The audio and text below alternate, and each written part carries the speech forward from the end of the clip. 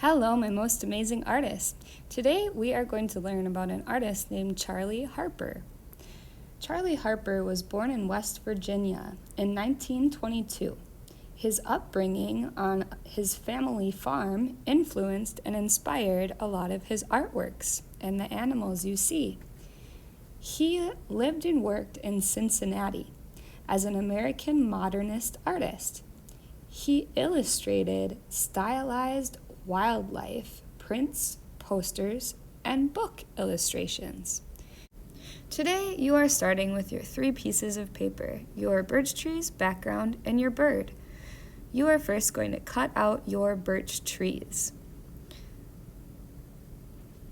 You should have about 3 or 4 birch trees on your artwork. Then you're going to cut out your bird. Please do this very carefully because you worked really hard on this drawing. Then you're going to start to arrange your objects on your page. You can use an extra birch tree to cut out some more branches for your bird to sit on. Once you have placed your birch trees and your bird where you'd like them to be on the page, you are going to start gluing things on. In order to glue things on, I want you to please use the rule ... not a lot. We only need small dots of glue around the edges of our paper. If this doesn't work as well for you, you could also use a skinny spaghetti noodle of glue on the edges of your page. This should look something like this. Again, either use the rule ... not a lot for glue, or you can do a skinny spaghetti noodle size amount of glue around the edges of your objects. We are doing a collage. A collage in art means cutting and gluing. Once you glue on the back of your object, you are going to place it carefully on your paper. Please make sure that each time that you place something on your page, you also give it a nice back rub so that it sticks super well onto your paper.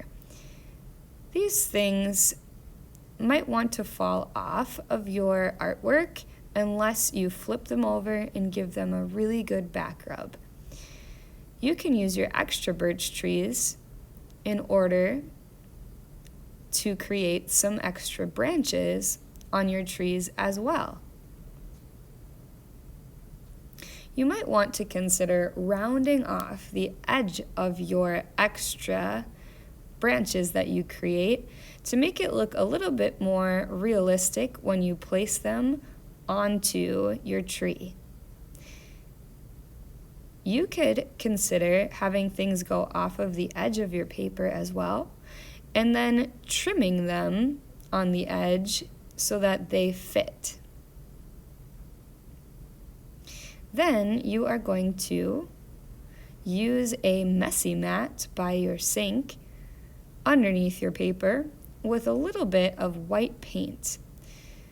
You can add some snow on the ground if you would like. And you may also add a little bit of splatter paint for snow in the sky. Please make sure that if you are doing splatter paint, you are not super far away from your paper, but you also don't want to be very close to your page. You probably want to be a little bit above it, holding tight to the end of your brush and tapping on the top of the paintbrush. Then you'll see it'll start to splatter paint.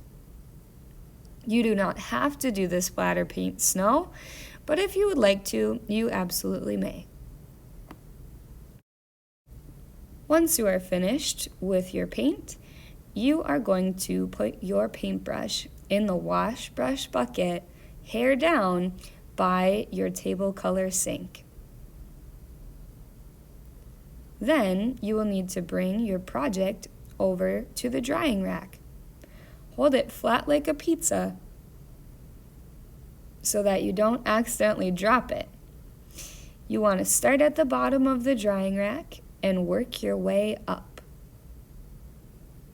Then you'll need to grab a table rag because my goodness, my gracious, just like I did, you will probably make a little bit of a mess today. That's okay. Just please be responsible and clean up after yourself using a table rag by your sink. If they're not already wet, you can get them wet and then wring the extra water out. Thank you so much for doing this. Then your scissors and glue will go back to your art card. Please make sure you close your glue cap. Your scraps from your bird and your birch trees are going to go right in to the blue recycle bin by the door.